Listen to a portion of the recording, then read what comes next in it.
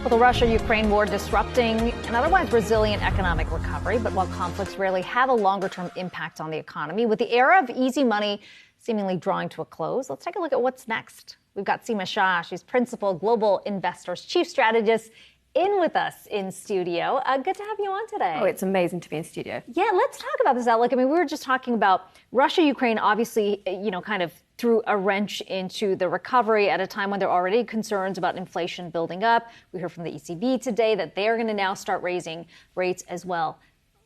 What does the outlook look like for you?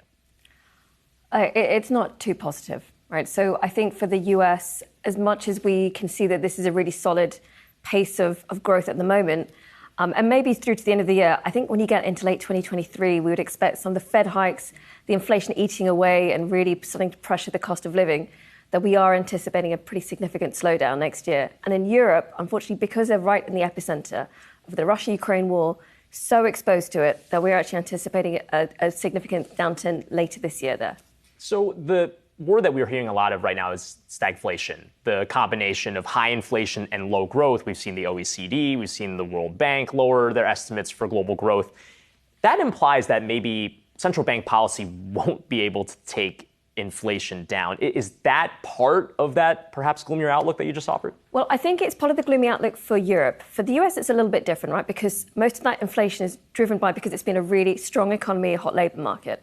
So rising interest rates, fine, there will be that supply impact from oil prices, from gas prices, but it won't be as significant. So you could still see that compression of inflation. In Europe, it's a very different story because it's just not a very strong economy.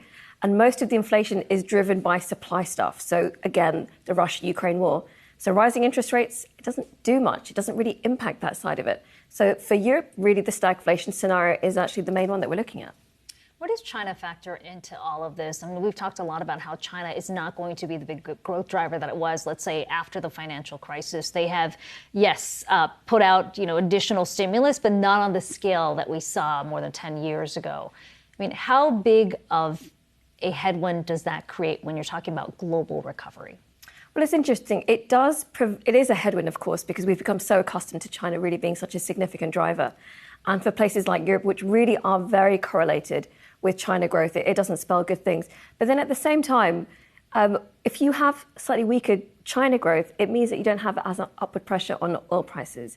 So you get a little bit of an offset there. So it's absolutely key to the story, but it gets quite complicated. So let's talk about strategy to navigate all of that. If it is indeed a gloomier outlook, what do? We've already seen growth stocks really kind of puke since the beginning of the year. Value has become in vogue, but I wouldn't say it's necessarily a hugely successful strategy unless you were all in energy. Where do you go right now? Yeah, and I'm glad you said that because when people talk about value doing well, it's mainly the energy side. And again, it's just down to that macro basis. Well, look, I do think that because we're still seeing a strong growth outlook right now for this year in the US, that you can see a bit of a rally, but I would consider that as a bear market rally. It's something which goes on for a little bit of time. And then once you get the slowdown in economics, when you start to see some of the earnings data roll over, then you might get that renewed weakness returning to the market. So from an overall risk factor, it's a gloomy outlook. What you need to be doing is looking at higher quality, higher quality, more of the kind of parts which have the secular growth in them. So whereas tech has been a fundamental factor to US equities for such a long time, unfortunately, they are challenged by the kind of the post-COVID recovery where you don't have as much demand. So you need to look elsewhere. We do like energy, but we are increasingly looking at real assets. So you're looking outside of your traditional equities, outside of your traditional fixed income, and trying to think what can actually perform well in this kind of inflationary environment where you need a bit of a diversification against equities and bonds. And real assets typically provides that. And what are you finding there? So that would be mainly like listed infrastructure. Looks really good. This is your motorways, your toll roads. They have a stable income stream despite what the inflation or even the growth environment is. So that is your stable income stream. We talk about commodities a lot, which given the Russia-Ukraine war, there is upward pressure. But not only that, even if the conflict were to end overnight, you are still faced with a structural supply shortage within the commodity market, which means that you continue to see upward pressure despite whatever the economic or the geopolitical backdrop is. So those are two really key areas within real assets that we can see can continue to perform well, even when equities and fixed income are more challenged. In the currency space, what are you seeing? I mean, the dollar strength has been a major story. We know that as interest rate differentials maybe increase, as the Fed gets more aggressive than other central banks, Is that going to further exacerbate what we've been seeing in FX? Well, so we are starting to see a little bit of a turnaround in this. So at the beginning of the year, when you looked at the dollar, everything was flashing red. It was already looking expensive. But because you had this global growth slowdown, because we knew that the Fed would be raising rates more aggressively than anyone else, you had this upward pressure on the dollar. We just needed a catalyst to turn that around. And in the last month, you've seen that market expectations for the Fed they've hit their crescendo. They're not going to go any further. But at the same time, you've had expectations for places like the ECB, for the Royal Reserve Bank of Australia. Their expectations are starting to go up. So that gap is starting to narrow, and that's going to be pushing down on the dollar. So we don't see a particularly strong dollar going forward.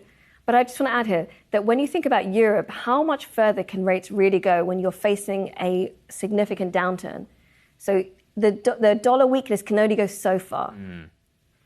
Specifically in the U.S., so we're now in June, right? 5 months out from the midterms, and we've clearly seen, the White House out front trying to change the messaging on the economy. We've seen the Republicans out front as well. How big of a risk does politics present? When you look into year ends, how significant is that going to be? Well, we would consider that the midterm election, the most important part, which traditionally is how the market will look at it, is there any implication for the Fed? Like, does it have any impact? And yes, they're very independent, but it's a difficult situation. Now, a couple of years ago, you would have looked at this and you would have said, right, when the midterm is coming up, the Fed is not going to be hiking rates. But turn it around this time, because actually now the key concern is inflation. The Fed has to keep raising rates. So we do think that's key. But I also want to say that after the elections, it's really about what is the economic backdrop. What is the fundamentals telling you? And that's what's going to drive markets, not necessarily what is the result from the midterms. All right, Seema Shah joining us from London, by the way. Safe travels back home. Thank you so much.